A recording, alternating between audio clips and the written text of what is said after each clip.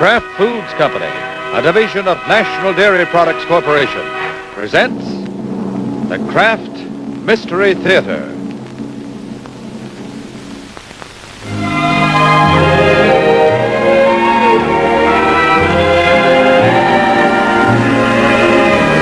This is Ed Hurley speaking. We'll bring you tonight's play in a moment. But first, our good Kraft cooks have a most intriguing salad for you.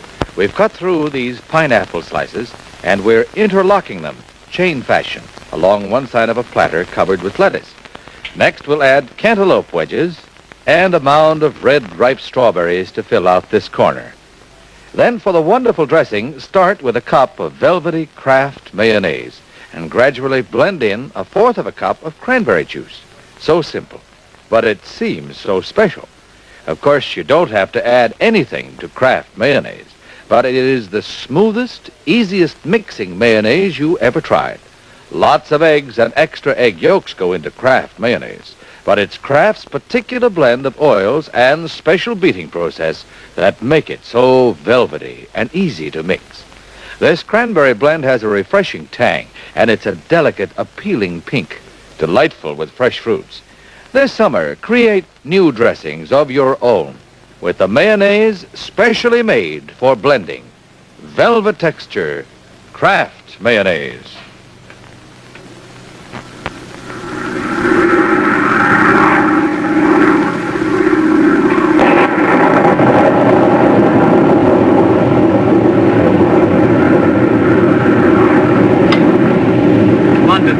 London Control, this is Skycraft Yoke Dog.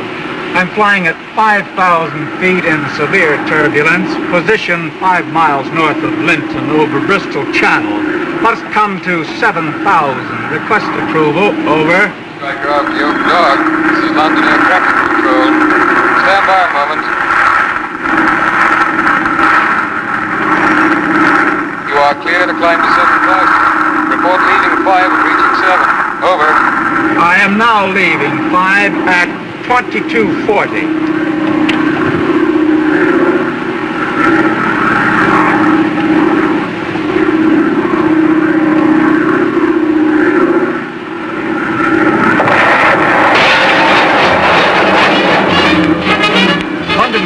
London Control, emergency firing starboard engine. I can't settle the propeller, it's running away. The ailerons are locked. I'm out of control. Out of control.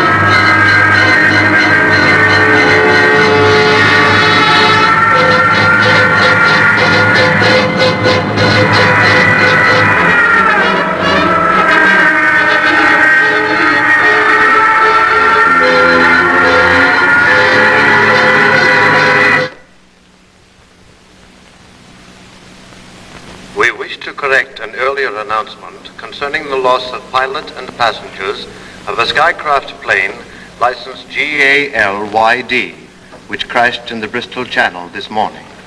Earlier, we announced that 3 passengers were known to be aboard the plane. It is now believed that only 2 passengers were aboard. I repeat, in correction of an earlier announcement, it is now believed that only 2 passengers were aboard the Skycraft plane that crashed in the Bristol Channel this morning. This new information was conveyed to the Ministry of Transport and Civil Aviation by Mr. Henry C. Douglas, a mechanic at the Brickford Airport.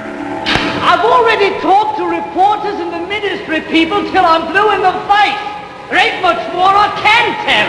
Well, Inspector Lewis of the Exeter Police. I want to check some facts with you. Now, you were on duty the morning of the takeoff, eh? That's right. And you saw 2 passengers boarding the plane. That's right, 2 men. Is there any chance that a 3rd passenger might have boarded without your knowing? Oh, not a chance. I was no more than 20 or 30 feet from the plane right up to the moment she took off. There was only 2. Well, the airport records indicate that the plane was chartered by 3 people. How do you account for that? Well, I guess one of them changed his mind or took sick the last moment. Those things will happen, you know. Can you describe the men for me? Well, I think one was just a bit taller than the other. But he might have been standing on the boarding ladder. I can't be sure of that, sir. Did you overhear any parts of their conversation? Not that I can remember. Well, just one more question. In your opinion, is there any chance, even the slightest chance, that the plane might have been sabotaged? Impossible. There was nobody near that plane but me, right up to the moment she took off. I see. Well, thanks very much. You're welcome, Inspector. I'm sure.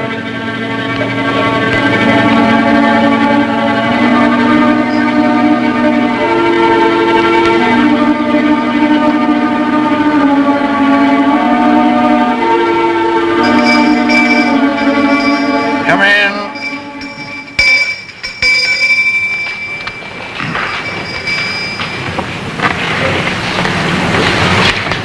Jack Lewis. Hello, Charlie. Why, come in, son. Come in. By George, I am glad to see you. Why, it's just like old times. Nothing seems to have changed very much. But it has, Jack. Everything's changed ever since the... Well, of course you heard. How is Hester taking it? Not too well, I'm afraid, Jack. Not too well. She's hardly left her room since yesterday. And, well, of course, you know they were to be married in 2 weeks. Yes, I heard about that. It was against my wishes, Jack. I always thought that you were the man for Hester. Well, that made two of us, Charlie. Do you suppose there's any chance of my seeing her? Why, yes, she's upstairs. Go on up, Jack. She'll be happy to see you. Thank you.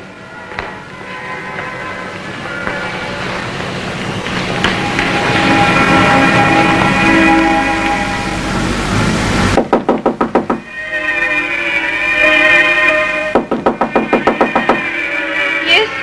It's me, Jack Lewis.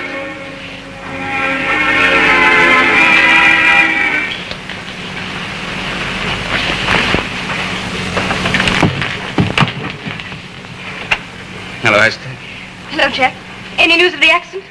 No, not yet. We're still dragging the Bristol Channel for the bodies. I'm sorry, Hester. If only I knew, one way or the other. This is the worst, not knowing. You loved Harry Walters very much, didn't you? Very much. I assume he felt the same way about you. But of course he did. Why do you ask? Hester, it's 48 hours since the crash. No one has come forward to say that they changed their mind about flying or that they missed the bus on the way to the airport. I should imagine that if Harry Walters were alive, he'd have been in touch with you by now. Something else has happened to him. An auto collision. No, it couldn't be. I've checked all the hospitals and mortuaries between here and Glasgow. But to be frank, Hester, it begins to appear as though the man who didn't fly might have had a reason for wanting to disappear. Harry had no reason to disappear. Well, then there's only one other possibility. Yes?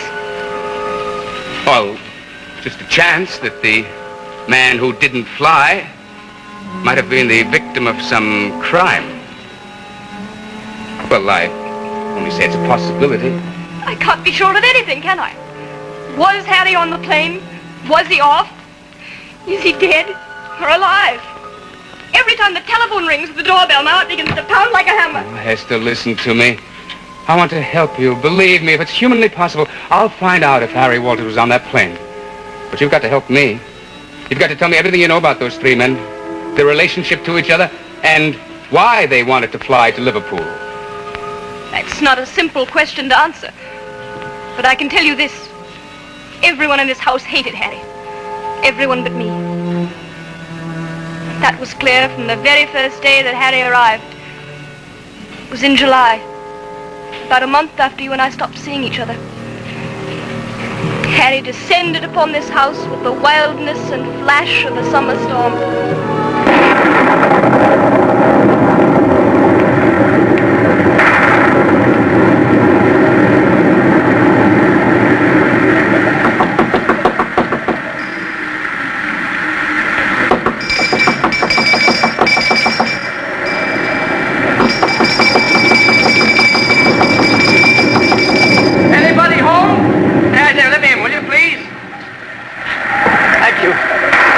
That took you exactly 42 seconds, during which time I might have collapsed from pneumonia. I expect you'd be prepared to pay damages. Oh, but I'm not the landlord here. I'm only a guest.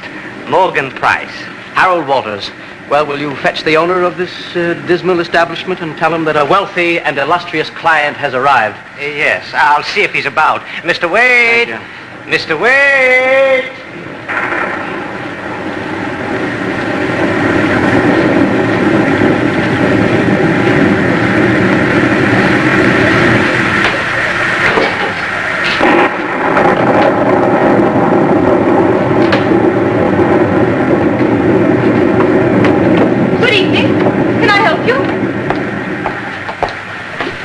I don't believe it. You don't believe what?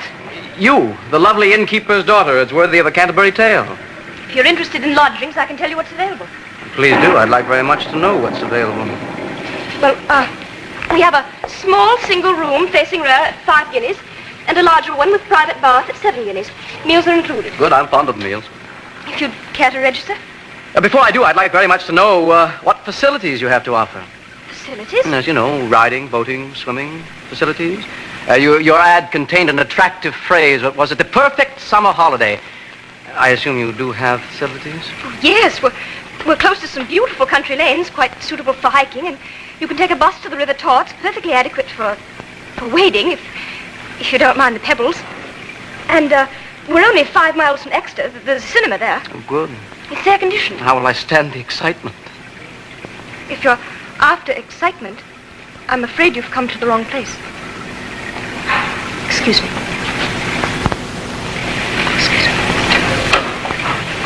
I apologize. I'm sorry. I adore country lanes and pebbles and air-conditioned cinemas, depending on whom I'm with, of course. I'll take that 7 guinea arrangement. I'm Hester Wade.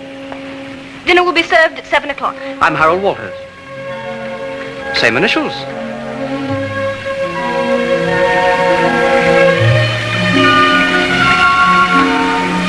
Harry was late getting down to dinner that evening.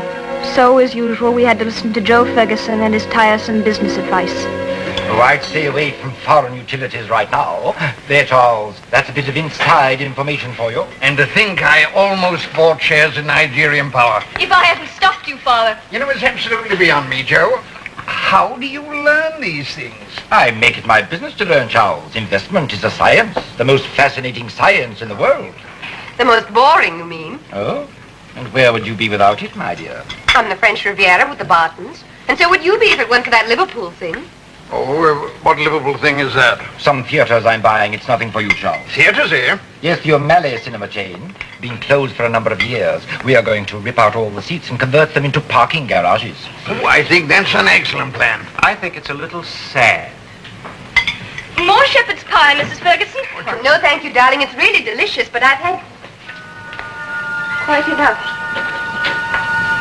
Good evening. I'm sorry I'm late. Mr. Walters, I'd like you to meet our other guests. This is Mr. and Mrs. Ferguson. Yeah, how do you do? I didn't catch the name. Ferguson. Mr. Morgan Price.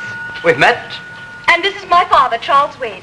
Welcome to our house and to our table. Thank you. Won't you be seated? I hope you'll enjoy your stay here. Thank you very much. I found it excellent for convalescence. London? Isn't everyone? Not me. I'm from Hampshire. No, actually, my mother represented Wilts. She was a member of Parliament. Oh, yes. Maggie Price. I remember her well. Good woman, conservative. Yes, in everything. Died recently of some mysterious stomach ailment, didn't she? I remember reading something about it. I'd rather not discuss it if you don't mind. Are you on a holiday, Mr. Walters? You might call it that. Would you pass the shepherd's pie, please?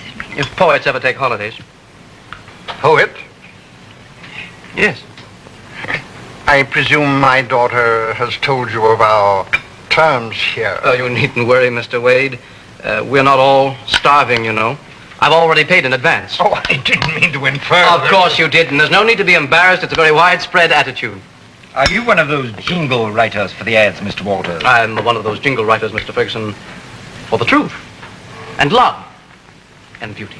Waste of time, if you want my opinion. Do you agree that it's a waste of time, Mrs. Ferguson? I prefer reading novels. You ought to try something else for a change. Might be refreshing. I like free verse, mostly. Whitman, Cummings, Amy Lowell. We seem to have the same tastes, Miss Wade. Perhaps you'd enjoy reading some of mine someday. I think I would like that, Mr. Walters. I'm rereading Byron now. They say he led a rather wild life. Quite tame by modern standards. There are people nowadays who make Byron look like a prude. No doubt they live in the artist quarter, what? Yes. On the contrary, most artists lead a celibate life compared to those of the business world. I assume you are of the business world. I don't think I like your implications, Mr. Walters. Nor I, sir. But they're not implications, gentlemen. They're facts, borne out by an exhaustive study of the subject. You see, most artists live and breathe in an atmosphere of love and therefore have no unusual craving for it.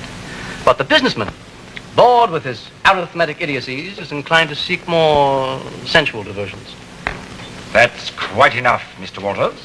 I agree with you, sir. It is. Indeed, quite enough. Excuse me. I think you've both been perfectly dreadful. Hester. I'm terribly sorry, Joe. You should be taking in that kind of riffraff. I wouldn't take that sort in for 100 a week. It was Hester who let him have the room.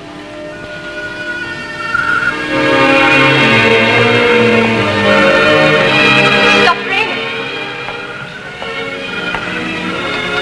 Yes, it has. That's a handsome jacket, Mr. Walters. Some people think it's too bold. I don't. I'm sorry for what happened in the dining room. Oh, that's all right. I'm used to it.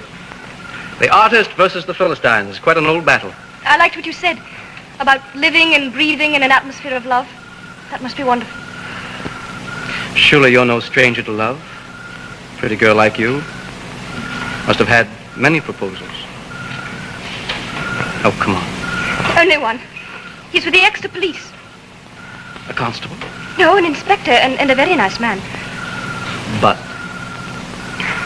there was something lacking, something I couldn't define. like the stars? Like the stars. Without you, I am the night without stars. An infinite blackness, unwarmed by the fires of your love. Unembraced, I embrace all the world, yet have nothing. For I am the absence of life without you.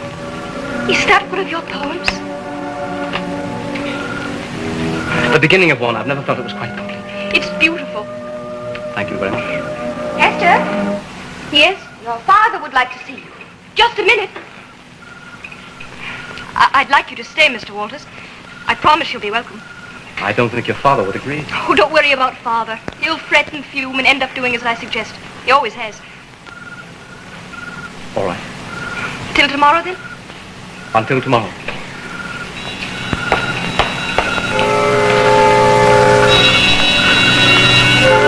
Father did as I expected. He fretted, fumed, and made violent sounds about not wanting rude, undesirable people. But, in the end, he agreed that Harry could stay.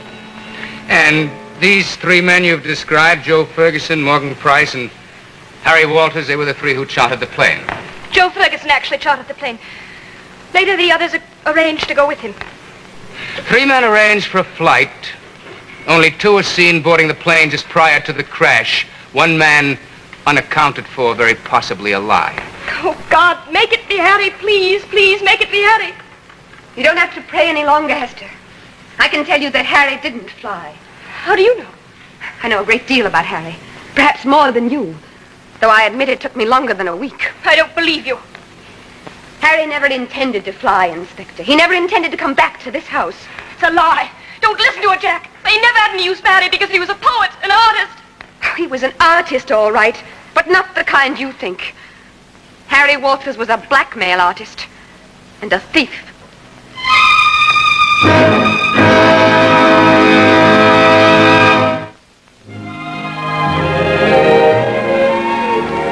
We'll return in a moment with the second act of The Man Who Didn't Fly. Right now, though, we have something that really will interest you Weight Watchers.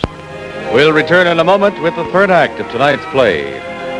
But first, if anybody you know has to watch the scales, we have a seasoning trick that saves a lot of calories. Use new Kraft low-calorie dressing to flavor and season cooked cauliflower. Just pour it on the hot cauliflowerettes and toss them lightly to distribute the vivid spice and tomato flavor of the dressing. Kraft's doesn't taste like a diet dressing at all. You'd never guess it has a mere 3.5 calories per teaspoon. Try this delicious seasoning trick with cooked beets or green beans or zucchini squash, too. And Kraft low-calorie dressing makes vegetable salads taste so good, you don't have to separate the dieters from the non-dieters. We're tucking slices of unpeeled cucumber into slashes that we've made at regular intervals across peeled tomatoes. Oh, isn't that striped effect good-looking? Full of vitamins, too, and full of flavor. When you use Kraft low-calorie dressing, it has a smooth, exciting taste that just tingles with tomato and spices. Yes, it has everything, except a lot of extra calories. Grocery stores are featuring new Kraft low-calorie dressing now. Look for it in the regular salad dressing section or in the dietetic section. It's the bright red one in the bottle with the green and silver label that says Kraft low-calorie dressing.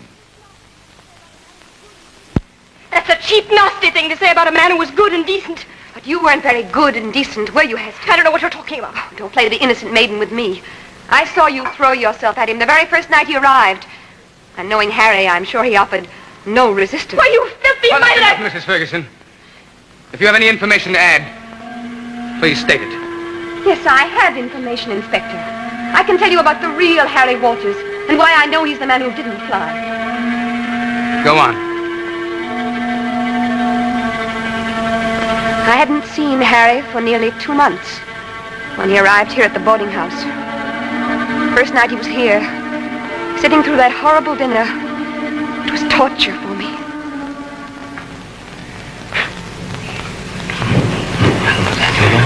They're not implications, gentlemen. They're facts, borne out by an exhaustive study of the subject. You see, most artists live and breathe in an atmosphere of love, and therefore have no unusual craving for it.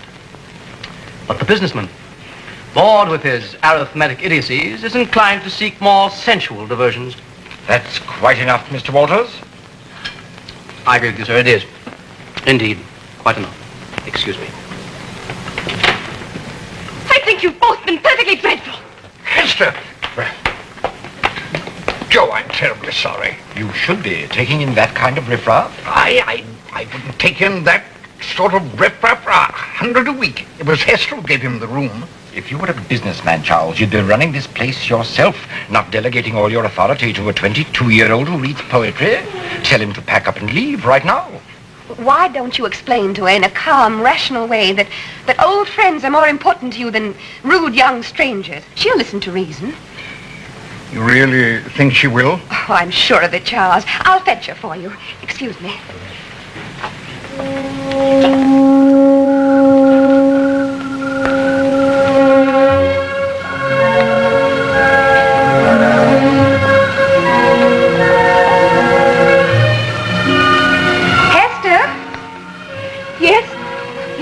Would like to see you. Just a minute. Till tomorrow, then? Until tomorrow, Hester.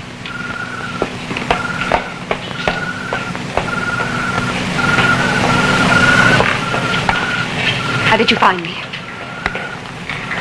Quite easily, as a matter of fact. Next time you decide to go into hiding, don't tell the doorman where to forward your mail.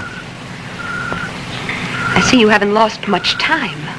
Really, Mora, jealousy hardly becomes you. Me jealous of you? Don't be ridiculous. I must say you disappoint me. How do you mean? I can well understand your reasons for wanting obscurity, but really you might have chosen a more elegant place. My husband has known Charles Wade since he was a boy. How touching. Tonight, we can all sing Old Lang Syne. What do you want of me? Money?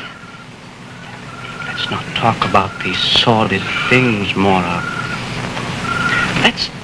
Let's talk about the beautiful moments we've shared together. The weekend motor trip.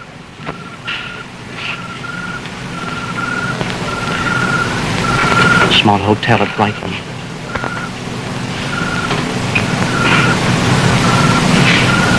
I wonder if Joe's ever been to Brighton. Must you torture me like this? Torture? To recall those beautiful moments, really, that's not very complimentary to me. Harry, I'm not in the mood for your repartee. I made a mistake and I'm willing to pay for it. Just tell me how much and let's get it over with. Well, since you're so determined to force money on me, I could do very well with £500. Will I be rid of you then? Life is so uncertain, Mara. One can never be sure of these things. Unless, of course, you murdered me. But that's such a messy job, darling. 500 is a lot of money. A check will do. I don't have that much in my checking account. Perhaps Joe has been to Brighton. If you can hold on for a week, I'll get it for you. What happens in a week? Joe's going to Liverpool. I can go up to London and take it out of savings. Will you wait?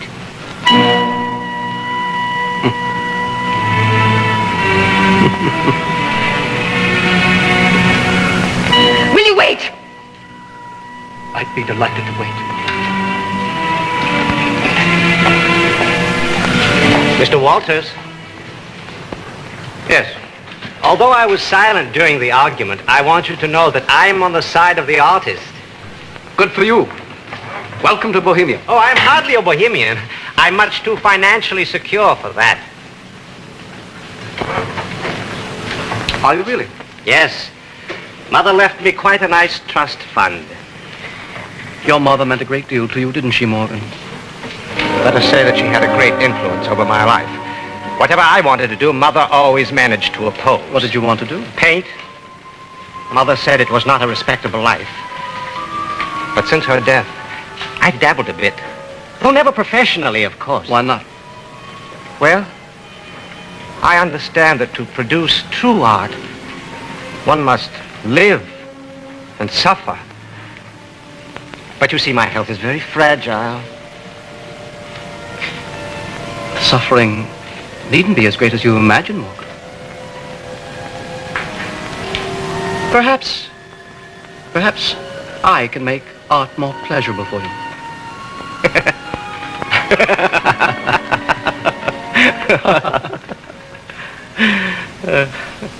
Art was pleasurable for Harry.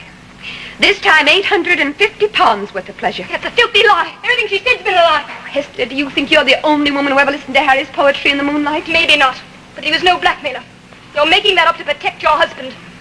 My husband is dead. Why should he need protection? Because he was a thief, a confidence man. Oh, you have no right to say that. If anyone had a reason to vanish, it was him. Unless he did something to Harry. He threatened to murder him once. Hester! You can't stop me from telling the truth. You don't even Now, know... just a minute. I want to hear about that. I was sure that Harry was wrong about Mr. Ferguson. He had to be wrong. And yet, that day, as I watched him at lunch, I began to wonder whether any man could be as intensely devoted to business as Mr. Ferguson seemed to be. Mediterranean oil up 2 points, Charles. My hunch was right. Joe, about that O'Malley theatre proposition. Yes, what about it? What sort of a return do you expect? 15 to 20%. I see. Joe, I've a little private capital. It's only £850, but I thought with careful investment I might be able... your breath, Charles. I won't let you come near the O'Malley thing. But why not? It's too much of a gamble for a man of your means. You could lose your shirt. 15 or 20%? Or possibly nothing. No, I can afford the risk, Charles. You can't. But I don't mind a little risk, Joe. If you come into the garden, I want you I'll to show it any further, Charles. If you want to invest, we'll wait until something... where are you going, Hester? Into the garden for a few minutes. Excuse us. If she were my daughter, I'd put a quick end to that. Yes. Perhaps I should put an end to it. How long has your father known Ferguson? For years, darling. Why? Because I've been to Liverpool once or twice. I've never heard of the O'Malley chain. Mr. Ferguson said the theaters had been closed for years, probably before your time. Hester, you're a beautiful girl, but you're also very naive. I've seen a few confidence men at work in my time, but... This time you're wrong, completely wrong. Why, Father's been begging to get in on that theater deal, but Mr. Ferguson won't touch a penny of his money. He says it's much too speculative. I bet you've never done much fishing. What's that got to do with it? You don't shove the bait down the fish's mouth. You dangle it tauntingly in front of his eyes until he snaps at it out of hunger. Oh, excuse me. Oh, that's all right, Morgan. Why don't you play a spot of croquet with Harry while I'm fixing lunch? Don't forget what I told you. I'll see you later, darling. Choose your weapons, Morgan. Red or green? No, thank you. I don't feel like playing just now. What's the matter? Bad news? No. It was just a letter from the Hampshire County officials. They're holding an inquest into Mother's death.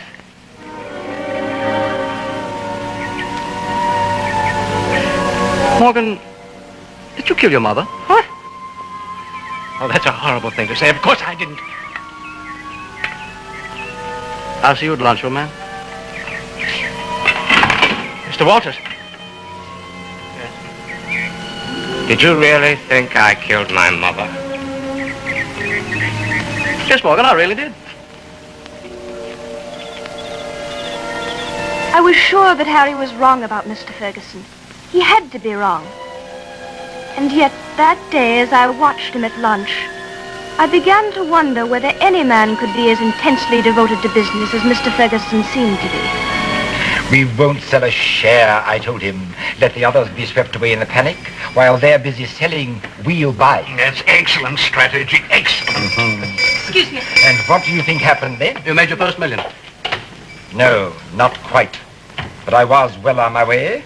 Merchandise, stocks, real estate holdings. I never let a penny stand idle. Oh, it's no wonder you've made a fortune, Joe. Anybody can do it, Charles. Activity, that's the secret. Activity and growth. Telegram, Mr. Ferguson. Oh, thank you. What is it, dear? My flight confirmation, 10 o'clock tomorrow morning. I'll pack your things. Excuse me. The O'Malley deal? Yes, we're closing in Liverpool tomorrow. Oh, 15 to 20%. You know, with that kind of profit, I could expand this business. Perhaps build a new wing for the guests or even a swimming pool. You really want in badly, don't you, Charles? Very badly, Joe. All right, you're in. Good. But don't say I didn't warn you. I'll give you my check for £850. Charles, the deal is in cash. Well, O'Malley stipulated that. Well, in that case, I'd better get over to the bank right Father, away. can't Mr. Ferguson lay it out for you? Why, of course I could. I'd be delighted, Charles. Joe, I want you to have my money.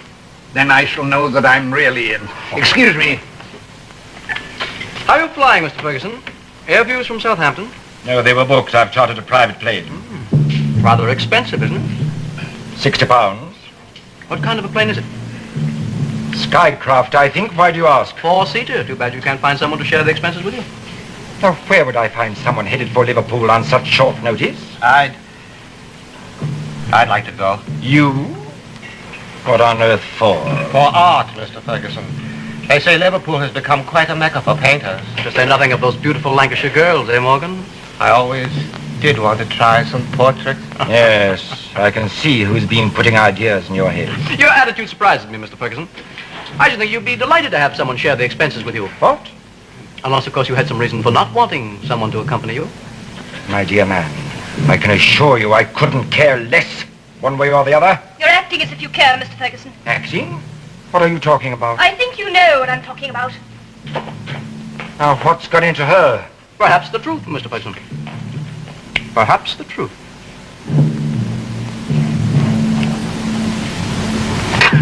Joe Ferguson, a confidence man. Really, Hester. Then how do you explain his asking for all this money in cash? He didn't ask for it, dear. I offered it to him. Joe's a very successful businessman. That's what he appears to be. But how can we really be sure? I am sure, dear. Like you were with the antique shop that went bankrupt inside of a month. Like you were with the waterfront lots that turned out to be swamps. Oh, come, dear. Anyone could make a mistake. We can't afford to make another mistake. This money is all we have left. That is why it is so important that we invest it profitably. Now, at 15 or 20%, 15 or 20%. Why not 100%? Why not 1,000%? All right, dear. All right. Don't cry. If it means that much to you, I'll get out of the deal. You don't have to get out of the deal. You could send somebody to Liverpool with him. Somebody to hold your money until we're sure it's legitimate. But who, for instance? Send Harry. What, trust my money to that drifter? Father, you'd better start trusting him, because he's going to be your son-in-law.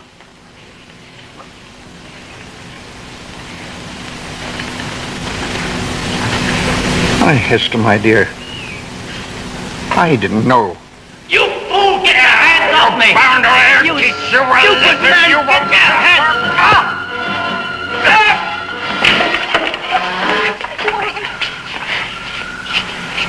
That's only a sample, Walters. Try it again, and I'll kill you. What's going on here? Private matter. Are you all right? Your friend packs quite a punch for a business tycoon. Well, what happened? He said he didn't like my remarks at lunch, and that if I tried to scotch his deal with your father, I'd get worse than this. Joe said that. Only his choice of language wasn't quite so genteel. Harry, Father has a favor to ask of you. Yes, Harry. I'd like you to go to Liverpool for me tomorrow and sort of keep an eye on my money. If you mind. I'd be honored, Mr. Wade. Thank you, Harry. Good night. Good night, sir. Sleep well. Darling.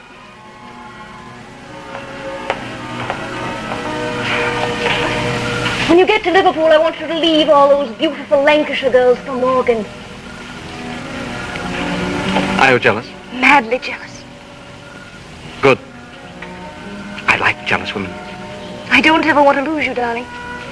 Without you, I am the night without stars.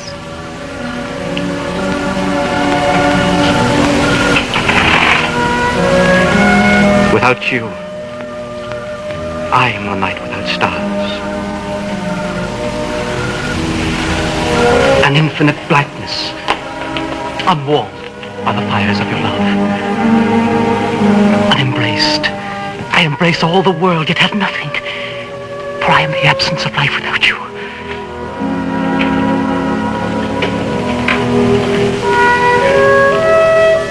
The next morning, all three went separately to the airport. Joe Ferguson refused to share a car with Harry, and Morgan had to go into town, to the chemist's shop. You know why? What for? To purchase some air sickness pills, I believe. Yeah, Mr. Morgan Price is beginning to interest me. I can assure you, Jack, he's perfectly harmless. But I can't say the same for Joe Ferguson. And on the night before the flight, you actually heard Ferguson threatening Walters? He threatened to kill him. But not for the reason you think. Well, then how do you explain it, Mrs. Ferguson? 1 week of Harry's taunting was all I could bear. I knew that if I paid what he demanded, I'd never be rid of him. He'd keep coming back for more. That night, I told Joe everything. He was kind and forgiving to me. More so than I deserved. Was he? Are you suggesting that he wasn't? I'm suggesting that a man who learns a thing like that might be angry with someone, and very possibly with his wife. He might threaten to sue for a divorce. Oh, he made no such threat. He was angry, yes, but only with Harry Walters for exploiting my fears. He said he was going to teach Harry a lesson. Well, then you admit that they fought. Well, of course they fought. You realize that whichever version of this story happens to be correct, your husband had a motive for killing Walters. So did I, Inspector. So did you. Jack. Oh, excuse me, Jack. There's a constable downstairs who wishes to speak to you. Me? Yes. Thank you. Excuse me. You'll be sorry for all those lies. I'm sorry for you, Hester. Oh, thank you. Wait outside, will you? You can take it back to the property clerks as soon as I've it identified. Now, here are some items that have been recovered from the Bristol Channel near the scene of the crash. I'd like you to identify them for me if you can. Why, these belong to Morgan Price. He used to keep them in his room. Poor man. He'll never paint those Lancashire portraits now. May he rest in peace. May they both rest in peace. Morgan Price and whoever was with him.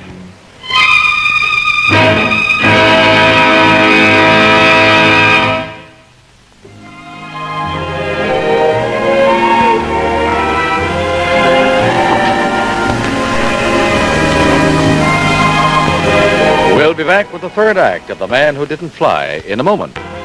This is Ed Hurley, he's speaking, and we'll bring you tonight's play in a moment. But first, here's one of the secrets of wonderful meals. Kraft Deluxe Margarine. Kraft Deluxe brings you that certain, unmistakable flavor of the most expensive spread.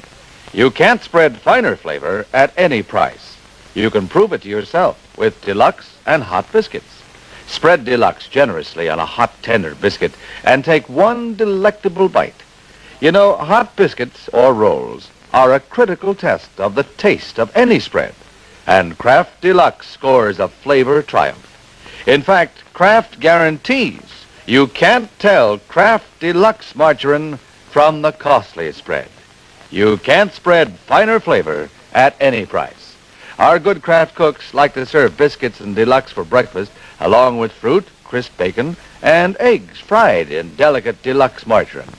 Look for Kraft Deluxe in this red and gold package next time you shop. In the western states, you'll find Deluxe in this familiar package.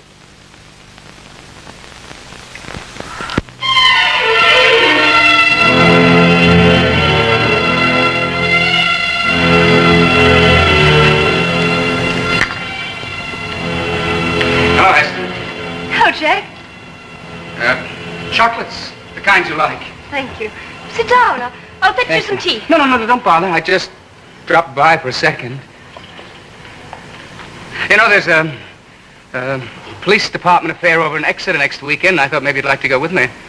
Thanks, Jack, but I don't think so. Well, I know that you used to enjoy them. Yes. Do you remember the night that Sergeant Kelman lost his wig just before the show went on? He was the first bald Lady Macbeth in history, I think. Oh, Hester, I never knew why you stopped seeing me. It was nothing against you, Jack. You were always good to me. It was just that I needed something else. Something you weren't able to give me. You should have told me what. I would have tried. I would still try. It wouldn't work. Hester, it's nearly a month since the crash. How long are you going to wait? I still can't believe that Harry's dead. As long as there's a chance, one tiny chance that he's alive, I'll wait. Well, if he is alive, why hasn't he been in touch with him? You still think Harry ran off with Father's money? No, I didn't say that. I've told you Joe Ferguson is the confidence man. Apparently you don't believe me. Well, don't overlook the fact that Ferguson and Walters might have been working together. Oh, that's ridiculous, Jack. You have a lot of faith in a man that you knew only a week. I knew him all my life. I had him for a week. Hester.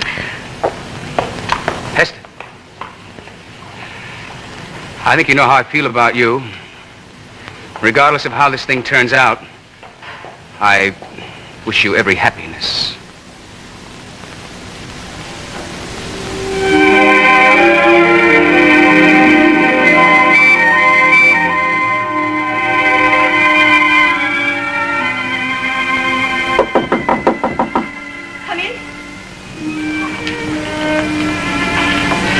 Hello, darling. Hello, Father. I brought you some more milk. Might help you to sleep. Thank you. Hester,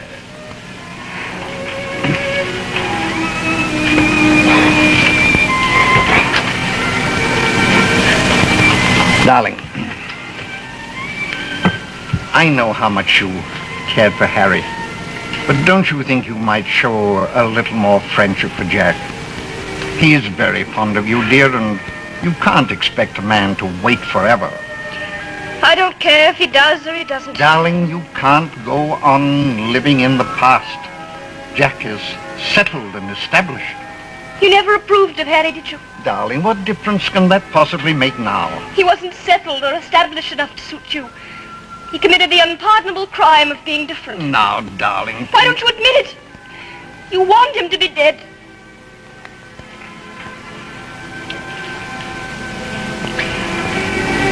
I'm sorry you feel that way, dear.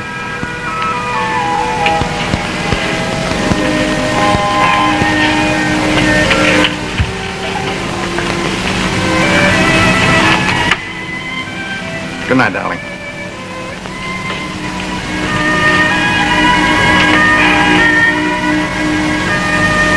So ends our program of Music to Dream By. Until tomorrow, this is Raymond Campbell wishing you good night with this parting thought. Without you, I am the night without stars, an infinite blackness, unwarmed by the fires of your love.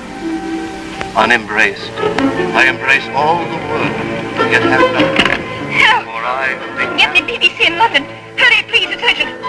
Albert, hurry, please. Hello. I'd like someone connected with the Music to Dream By program. It just went off the air. Anyone, it doesn't matter. The announcer, if possible. Yes, I'll wait.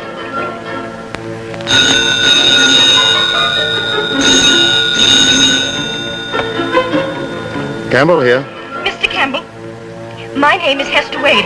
I'm calling from Furlong Deep. It's in Devon, near Exeter. I'm sorry, I haven't much time to talk now. I've got a news part coming. Don't hang up! You read a poem tonight. I want to know where you got it. I clipped it from the London Times this morning. Can you tell me who wrote it?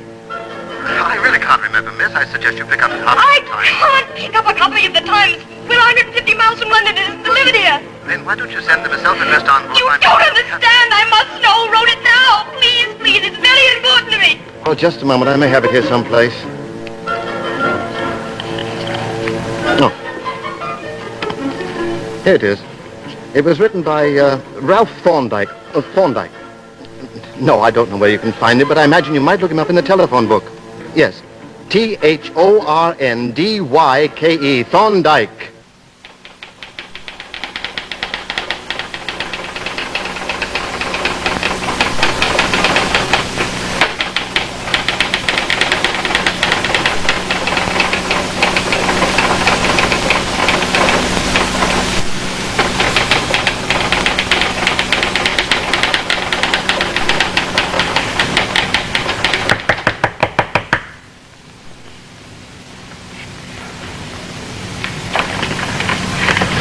Yes? I'm looking for Mr. Thorndyke. Oh, I'm Thorndyke. I've come to inquire about a poem that appeared in the London Times. Oh, well, won't you come in, please? You must excuse me, but I'm on my way out right now to make a deadline. Now then, what about that poem in the Times? You didn't write it, did you? Of course not. I keep T.S. Eliot locked in my closet. It's not a joking matter, Mr. Thorndyke. I happen to know that poem was written by Harry Walters. Not the Harry Walters? That's what I said. Well, I never heard of him. Now, look here, miss. I suggest that you go on back to whomever sent you and tell him that their little practical joke did not work very well at 9:22 in the morning. Where did you get this jacket? It's not mine. Well, whose is it? It belongs to my roommate. What's his name?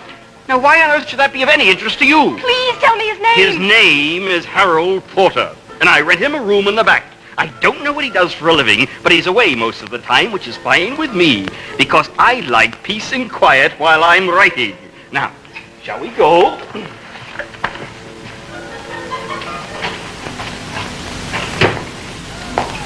They were all out of hard rope. Ah, the illustrious Mr. Porter himself. Hester, what are you doing here? What am I doing here? Oh, Harold, old fellow, if my editor should call, would you tell him that I'm on my way? All right. Darling, what a happy coincidence. I was just going to call you. Said your name was Harold Porter. Harold Walters Porter, darling. It's my mother's maiden name. I use it quite often. You didn't use it in the poem in the Times. Oh, that. I saw that. I was curious at him. It wasn't the first time he stole something from me. You didn't fly to Liverpool, did you, Harry? No, darling. Come and sit down. Those poor chaps. Good thing. I even feel sorry for Ferguson now. Not that I had much better luck. But at least the auto crash was on dry land. Auto crash? Why, yes. On the way to the airport. I was just released from the hospital last night. Too late to call you, though. You could have called me while you were in the hospital. If I had known who I was, darling. I had a complete loss of memory. The doctors called it total amnesia induced by shock and emotional trauma. Isn't that a mouthful? What happened to Father's money? Oh, that's perfectly safe. The hospital kept it for me, and while I was there, and I put it in the bank this morning. Oh, darling, it's so good to see you. It's a funny thing about amnesia, you know. It settles over you like a fog, obliterating names and places.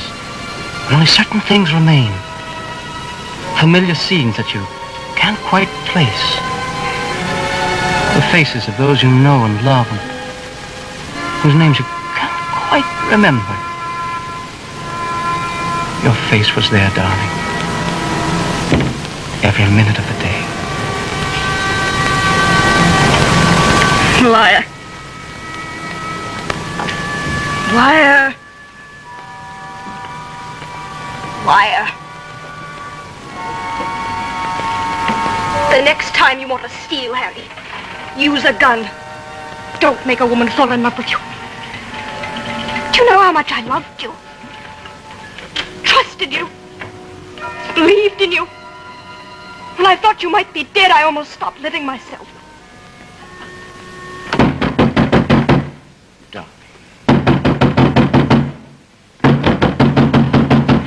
Yes, what is it? Harry Walters, I'm Inspector Lewis of the Exeter Police. Jack! What do you want with me? I haven't done anything. That's not what the warrant says. Fraud, embezzlement, blackmail, suspicion of murder by sabotage. That's the most ridiculous thing I've ever heard. Inspector, I have friends in the city. Influential friends. You're making a very big mistake. Seems funny now. But I was actually afraid of meeting you. Take him away, Constable. Most ridiculous.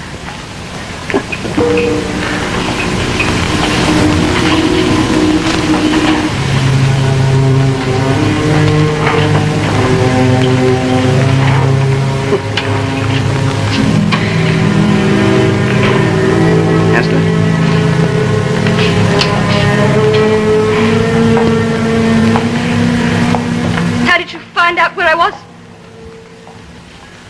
When you told your father this morning that you were going to London, he got worried and called me. I've been tagging along ever since you boarded the train at Exeter. Hester, I can understand why you fell in love with him. Just very handsome, very charming. I'll never be like that. But I want you to know that I care very much for you. I can give you a lift back to Exeter. Well, if you'd rather be alone for a while.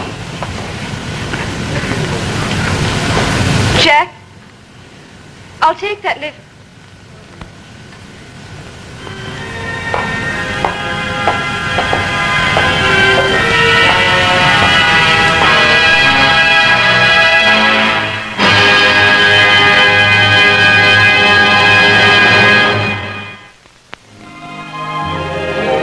We'll bring you tonight's cast and news about next week's play in a moment. But first, our good Kraft cooks are fixing a complete one-dish casserole meal that's extra good for the whole family because it's made with Velveeta, Kraft's famous pasteurized processed cheese spread. We've cut half a pound from the big 2-pound loaf of Velveeta to melt in a double boiler with 1/3 cup of milk. The golden cheese sauce goes over cooked rice and peas, seasoned with chopped onion and pimento, and mixed with chopped hard-cooked eggs. We'll bake our Velveeta dinner 25 minutes in a slow oven for this quick summertime casserole that's so good for the family. Because today's Velveeta is richer than ever in vital food values from the non-fat part of the milk. Why, just 2 ounces of Velveeta in a sandwich give your child more high-quality protein, more calcium, more phosphorus, as much riboflavin, and more vitamin A than a big 8-ounce glass of fresh whole milk.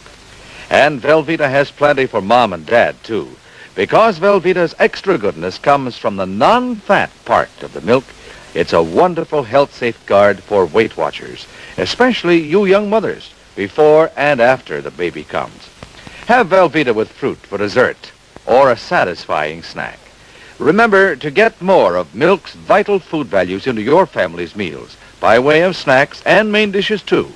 Get Velveeta, Kraft's famous pasteurized processed cheese spread that is full of health from milk.